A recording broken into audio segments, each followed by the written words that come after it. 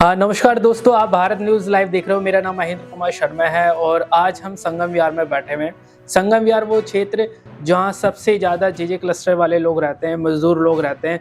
इस क्षेत्र में बहुत सारी चुनौतियाँ हैं, जैसे कि पानी की समस्या है। अगर बरसात हो जाती है तो ओवरलोड पानी हो जाता है, बरसात चली जाती है तो पीने का पानी भी लोगों को नहीं मिल पा रहा है। लेकिन बीते 8 सालों से जब से बीजेपी की सरकार दिल्ली में आई है, संगम विहार पहली प्राथमिकता में है डेवलपमेंट के और इसमें बहुत सारी नई-नई परियोजनाओं की शुरुआत की जा रही है। हमारे साथ संगम विहार के विधायक चंदन चौधरी जी है। सर, 8 महीनों का आपका कार्यकाल विधायक के रूप में कैसे देखते हैं? कितना बदलाव संगम विहार में 8 महीनों में आपने देखा? देखिए, संगम विहार में बहुत सारी समस्याएं थी और आज भी बहुत सारी समस्याएं हैं। इस सब चीज़ों को देखते हुए एक सेवक के नाते मैं काम कर रहा हूँ और पानी की समस्याओं का समाधान 80% मैं कर चुका हूँ। जी। परमानेंट सॉल्यूशन के लिए मैंने यूजीआर के लिए डीडीए से लैंड अलॉट करवा चुका हूँ। उस पर काम अभी एस्टिमेट बनेगा, फिर टेंडर होगा, वो काम होगा। और यदि मैं बदलाव की देखें तो जहां भी जिस तरीके का खराब रोड था उसको बनाने का प्रयास किया, जो इंक्रोचमेंट था उसको हटाने का प्रयास किया जिससे कि आवाजाही सुगम हो, और जो मेन हमारा एक शूटिंग रेंज रोड है जहां पर बहुत सालों से रोड रुका हुआ था, जो आज तक नहीं बन पा रहा था, उसको आते ही वर्क अवार्ड करके, टेंडर करके, वर्क अवार्ड करके उसको हमने बनवाना शुरू कर दिया है। 1 से 2 दिन में काम चालू हो जाएगा और वो हमारे संगम विहार के लिए एक लाइफ लाइन हो जाएगा। बहुत अच्छा कनेक्टिविटी हो जाएगा वहाँ पर। हमने बस सर्विसें, जो संगम विहार से कभी किसी ने कल्पना नहीं किया था, बस शुरू किया हमने, और आगे भी अभी तो दोज महरौली और चिराग दिल्ली एम्स के लिए हमने शुरू किया है। नेहरू प्लेस और क्या कहते हैं बस अड्डे के लिए भी बस चालू करेंगे, जो रतिया मार्ग रोड से चलेगा। इंक्रोचमेंट की दिक्कत है, उसको कर रहे हैं। रही बात अब वाटर लॉगिंग का, जो कि अभी तक ड्रेन जो बना हुआ था इन लोगों के पिछले सरकार के रीजन में, कहीं ड्रेन नहीं था, सबको सीवर में कनेक्ट कर दिया गया था। उस ड्रेन को रिमॉडल करके फिर तैयार करवा रहे हैं और सीवर जहां नहीं डला हुआ है उसको डलवाने का एस्टिमेट बनवा चुके हैं, करवा रहे हैं। पानी की लाइन से, पाइपलाइन से कैसे पानी आए जी, उसकी कल्पना करके हम काम कर रहे हैं और जल्द से जल्द उसका भी समाधान कर लेंगे। सर, अभी आपका ये क्षेत्र बहुत सुर्खियों में रहा। 100 करोड़ का अलॉटमेंट आपके क्षेत्र के डेवलपमेंट के लिए सरकार देने जा रही है। उस 100 करोड़ के फंड से क्या-क्या प्रोजेक्ट शुरू होंगे और कब तक वो प्रोजेक्ट खत्म हो जाएंगे? देखिए, लगभग 6 महीना लगेगा खत्म होने में। उसमें रोड भी है, बड़ात घर है, सीवर है, पानी की लाइनें हैं, ड्रेन है और बड़े-बड़े जो रोड हैं उनका है। उसके बाद आरोग्य मंदिर है, स्कूल है। इन सब सारी चीज़ों को मिलाकर लगभग 100 करोड़ का हमने बजट दे करके, टेंडर करके काम शुरू होने वाला है। जल्द ही अवार्ड हो गया है। 2-4 दिन में कॉन्ट्रैक्टर आकर के उसको शुरू करेंगे, क्योंकि लेबर की अभी दिक्कत थी, क्योंकि छठ पूजा पर्व त्योहार में लेबर सब चले जाते हैं। तो अब लेबर आने शुरू हो गए हैं। जैसे ही अच्छे संख्या में लेबर आ जाएंगे तो काम हमारा शुरू करेंगे। सर, संगम विहार के बारे में हम कहते हैं कि पानी की किल्लत है, यहाँ पे टैंकर माफियाओं का राज चलता है, तो क्या वो टैंकर माफियाओं का राज अब खत्म हो गया? आपके आने के बाद क्या कहेंगे? देखिए, आते ही मैंने सबसे पहले टैंकर माफियाओं का और ट्यूबवेल माफियाओं का राज खत्म किया। जो जनहित में होना चाहिए वो हमने किया और टैंकर और ट्यूबवेल से अभी तक कोई भी शिकायत नहीं आ रही है। जो छोटी मोटी दिक्कतें हैं, जो 50 रुपये 100 रुपये लोग लेकर के चलवा रहे हैं ट्यूबवेल को, उसको भी हम लगभग अगले महीने तक खत्म कर देंगे, इसी महीने तक खत्म कर देंगे। क्योंकि जिस ट्यूबवेल को सरकार चलाती है, सरकार मेंटेन करती है, उसका ऑपरेटर भी हमने अभी सरकारी डिप्लॉय करके करना शुरू कर दिया है। बहुत जगह 10 से 12 जगह हमने सरकारी ऑपरेटर के द्वारा चलवा रहे हैं, जो जनता से 1 रुपया नहीं ले रहा है। कुछ जगह है जो जनता से 50 रुपये और 100 रुपये लिए जा रहे हैं, उसको भी इस महीने के लास्ट तक हम खत्म करके सरकारी आदमी रखें। सर, अभी खबरें आई एनजीटी के हवाले से कि आपके संगम विहार की कॉलोनियां अवैध बनी हुई है, जंगल में बनी हुई है, उसको लेकर क्या कहेंगे? देखिए, ये एनजीटी का नहीं है, पहले से ही है। जो ग्राम सभा की जमीनें हैं, मैं क्लियर बताऊं, जो ग्राम सभा की जमीनें थी जिस पर डेवलपमेंट सरकार के लिए, जनता के लिए होना चाहिए, वो माफियाओं ने काट करके कॉलोनी बसा दिया। अब क्या हुआ कि पेपर वर्क जो 2019 से लेकर के 23 तक रेवेन्यू डिपार्टमेंट ने डीडीए को ट्रांसफर किया, हैंडिंग ओवर, टेकिंग ओवर हुआ, वो कभी भी फिजिकल जा करके नहीं हुआ। जी फिजिकल जाने के बाद तो वो फॉरेस्ट में जा ही नहीं सकता है, क्योंकि जो चीज आबादी बसी हुई है उसको आप फॉरेस्ट में कैसे डिक्लेयर कर जी सकते हैं। जी तो इन्होंने क्या कर दिया, ऑफिस बैठे बैठे सभी खसरा नंबर को, सभी एरिया के जमीनों को उन्होंने डीडीओ को अलॉट कर दिया, हैंड ओवर दे दिया। अब हैंड ओवर देना वो पुख्ता सबूत नहीं होता है कि ये जी फॉरेस्ट को चला गया, जब तक उसका डिमार्केशन नहीं होगा, सरकार की ज्वाइंट इंस्पेक्शन नहीं होंगे, डिपार्टमेंट उस पर ज्वाइंट इंस्पेक्शन करके नहीं अलॉट करेगा तो उसको नहीं माना जाएगा। तत्काल हम उस चीज को रोके हुए हैं। जहां भी फॉरेस्ट का पहले कुछ पार्ट है जी जो उन्होंने फॉरेस्ट की जमीन पर वो जो माफियाओं ने बेच दिया उस पर बस गए, उसकी तो मैं गारंटी नहीं ले रहा हूं, क्योंकि उस पर भी गारंटी ये है कि वो भी तोड़े नहीं जाएंगे। जी लेकिन जो जमीन अभी 19 से लेकर के 23 तक हैंडिंग ओवर हुआ है उस पर अभी ब्रेक लगा हुआ है, जी उसको कहीं भी कुछ डेवलपमेंट फॉरेस्ट की तरफ से नहीं है। और वहां पर जो भी जनता बसी हुई है वो जनता का हक है, उसको कोई नहीं उजाड़ सकता है, कोई नहीं तोड़ सकता। और जब तक मैं यहाँ विधायक हूँ, किसी भी जनता की समस्या का समाधान करना हमारा कर्तव्य बनता है और उनको परेशानी नहीं दूंगा, इस चीज की गारंटी है। सर, आप मूल रूप से बिहार से ताल्लुकात रखते हैं और आपकी विधानसभा में हमने देखा कि छठ पूजा भव्य तरीके से हुई।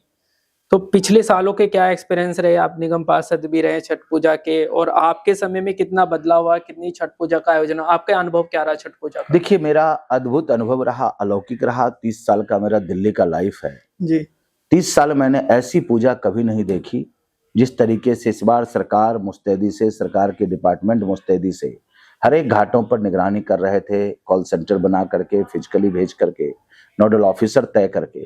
जी इस बार सरकार की तरफ से सभी सारी व्यवस्थाएं थी। पक्के घाट भी बनाए गए, कच्चे घाट भी बनाए गए। जहां पक्के घाट थे पहले से उसको रेनोवेट किया गया। उसके बाद टेंट, लाइट, साउंड, जी सांस्कृतिक जी कार्यक्रम सब कुछ सरकार की तरफ से हुआ। ऐसा अद्भुत नजारा इस बार छठ पूजा में दिख रहा था जो कभी कल्पना कोई कर नहीं सकता है। यदि इस रिकॉर्ड को कोई बीट करेगा तो भारतीय जनता पार्टी की सरकार ही बीट कर सकती है। और मैं आपको बता दूं, क्योंकि मैं एक सदस्य के नाते सभी जी घाटों जी पर गया था, तो लोगों का जो रुझान था वो एक अद्भुत रुझान था। वह सब इस बार की पूजा तो एक अलौकिक और जी अद्भुत जी पूजा है जो कभी सोचा भी नहीं था हम लोगों ने। इस बार सरकार ने उस चीज को साबित करके दिखाया। तो बहुत आनंदित हैं पूर्वांचल के लोग और सौभाग्यशाली हैं हम लोग। नरेंद्र मोदी जी की केंद्र में सरकार है, उनकी प्रेरणा से रेखा गुप्ता जी ने जो दिल्ली में व्यवस्था की, तो पूर्वांचल की ओर से उनको कोटि कोटि धन्यवाद करते हैं और छठी मैया से आशीर्वाद मांगते हैं वो स्वस्थ रहें और ऐसे ही दिल्ली को मजबूती से चलाते रहें। सर, आप मतलब अब आप तो विधायक बन गए, पहले आप संगम विहार ए से आप निगम पार्षद थे, अब आपकी सीट पे दोबारा उपचुनाव होने वाले हैं, तो बीजेपी का पलड़ा कितना भारी होने वाला है? क्या दोबारा चुनौती होगी आपके लिए आम आदमी पार्टी? देखिए, इस बार कोई चुनौती नहीं है। वहां की जनता ने आशीर्वाद मुझे दिया था, आज भी उनका प्रेम और स्नेह मेरे प्रति है, भारतीय जनता पार्टी के प्रति है, क्योंकि हमने वहां पर काम किया, डेवलपमेंट के सारे काम किए। जी कोई भी बुनियादी सुविधाएं वहां नहीं थी जो हमने लगभग 2 से 2.5 साल में वहां पूर्ण कर दिए। सबसे बेसिक जो वहां नीड है वो पानी की है, जो आम आदमी पार्टी का विधायक है वो दे नहीं रहा है, पानी बेच रहा है। इन सब चीजों से वहां की जनता बहुत ही क्षुब्ध है। उन्होंने एमएलए में जिता तो दिया उनको, लेकिन जी आज उनको उस अनुसार से पानी नहीं मिल पा रहा है, कोई सुविधा नहीं मिल पा रही है। सारे लोग मुझे फोन करते हैं, मैं दिल्ली गवर्नमेंट के जलपोर्ट डिपार्टमेंट से जी जी आग्रह करके उनको पानी भिजवाता हूं। तो आज भी मेरे प्रति वहां की जनता का जो स्नेह प्रेम है वो कभी हट नहीं सकता, ना मैं उनको छोड़ सकता हूं। और वहां पर कमल का फूल चुनाव लड़ेगा, चुनाव मैं लड़ूंगा और भारी बहुमत से जीतेंगे। सर, आपके इलाके में हमने देखा कि लॉ एंड ऑर्डर का इशू भी बहुत ज्यादा है, मतलब ये कहा जाता है कि पुलिस यहाँ पे नहीं सुनती है, क्या कहेंगे? देखिए, पुलिस सुनती है, लेकिन कुछ चीजें हैं जो कि मुस्तैदी से हम लगे हुए हैं जी और इस चीज को ठीक कर रहे हैं और लगभग ठीक हो चुका है। अभी नए एसएचओ डिप्लॉय हो चुके हैं, मंडे या ट्यूसडे वो ज्वाइन करेंगे और बढ़िया तरीके से मैं गारंटी के साथ कह रहा हूँ कि कुछ ही दिनों में संगम विहार आपको बदला हुआ नजर आएगा। सर, कुछ मीडिया रिपोर्ट्स में ये भी सामने आया था कि आपके क्षेत्र में बांग्लादेशी अवैध रूप से रहते हैं, जी, क्या इस चीज पे आप ध्यान दे रहे हैं? देखिए, बिल्कुल ध्यान दे रहे हैं। कुछ को तो वापस भेजने का काम किए हैं और कुछ को चिन्हित करके सूची बना रहे हैं, इसको जल्द से जल्द उनको यहाँ से हटाया जाएगा। मतलब आपकी जो हमने छवि देखी लंबे समय से, तो आप मतलब बहुत मिलनसार व्यक्ति हैं, मतलब बच्चों से भी आप अच्छे से बात करते हैं, बुजुर्गों से भी, फिर भी आप पे 5-6 केस आप पे रजिस्टर्ड है, वो किस लिए हैं, क्या कौन कारण सा है? केस है? आप एक भी केस का मुझे बता दीजिए। मेरे ऊपर 2 केस हैं जी और वो दोनों केस हैं राजनीति से प्रेरित। जी जो 2 केस नहीं, मात्र 1 केस बचा हुआ जी। है मेरे ऊपर, जो है मात्र 1 केस है। वो SC/ST एक्ट केस का है, जो कि राजनीति से प्रेरित है। चुनाव से पहले बहुत बड़े राजनीतिक लोगों ने प्रेशर डाल करके ACP को वो साजिश के तहत जी जी मेरे ऊपर FIR करवाया, जिस पर वो ACP और कोर्ट में चल रहा है। उस पर भी जल्द से जल्द उसका निदान हो जाएगा। मेरे ऊपर कोई FIR नहीं है। जी DMC एक्ट का पहले घर बनाए थे, हाँ, उसमें FIR हुआ। DMC एक्ट कोई एक्ट नहीं होता है, जी वो हमने वायोलेशन किया DMC एक्ट का, कानून का, जी। उसके लिए था, वो भी खत्म हो चुका है। मेरे ऊपर सिर्फ 1 केस है, वो SC/ST एक्ट का केस है, जिस पर हमने कहीं भी कुछ नहीं किया था। वो राजनीति जी। से प्रेरित होकर, क्योंकि हम सत्ता में थे नहीं। जी जी हम सर। चुनाव से पहले, ये मैं 22 से पहले की बात बता रहा हूँ, 22 में हम चुनाव जीते हैं। उससे पहले 1 या 2 महीने पहले की घटना है। 80 मोर्चे का कार्यक्रम था, जी, जिले जी, का कार्यक्रम था। बिल्कुल। कार्यक्रम हम कर रहे थे, जनता हमारी थी, जी स्थान हमारा था, और सामाजिक तत्व आकर के हमारे ऊपर हमला करने का प्रयास किया। जब हमने FIR करवा कर उसको अरेस्ट करने का प्रयास किया, तो SC एक्ट के तहत हमारे ऊपर FIR करवाने का प्रयास किया। वो राजनीति से प्रेरित है, मेरे ऊपर कोई FIR नहीं है बाकी। तो सर, आप लोग सत्ता में आए, बीजेपी सत्ता में आई, तो इसका एक मुख्य कारण था केजरीवाल का शीश महल। तो अब माना जा रहा है, ये मीडिया रिपोर्ट्स में आ रहा है कि केजरीवाल ने यहाँ का शीश महल तो जनता के हवाले कर दिया, वो यहाँ से हट गया है, लेकिन चंडीगढ़ में नया शीश महल शुरू हो गया। वहाँ पे देखिए, 2 उनका एकड़ भूमि ले ली है, 2 एकड़ भूमि लेकर के नया शीश महल बना रहे हैं। और जो अभी वर्तमान में जी चीफ मिनिस्टर का वो घर है, हाँ वो अब केजरीवाल का घर हो चुका है।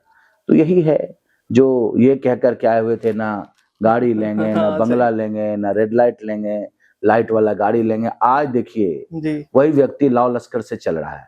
क्या SPG, क्या पंजाब की पुलिस, क्या गाड़ियां, एक जो काफिला होता है ना गाड़ियों का, वो जी, जी। चलता है। तो आज वो कहाँ गया जुमला? जी ना गाड़ी लेंगे, ना बंगला लेंगे, ना सैलरी लेंगे, ना कुछ लेंगे। और आज देखिए, ना राजनीति में आएंगे, जी और राजनीति में आए तो ना कुछ लेंगे। और आज देखिए, सब चीज से परिपूर्ण है, घोटाले पर घोटाले। ऐसी कोई भी चीजें नहीं है जिसमें उनका घोटाला नहीं है। दिल्ली में हर डिपार्टमेंट में उनका घोटाला नजर आ चुका है।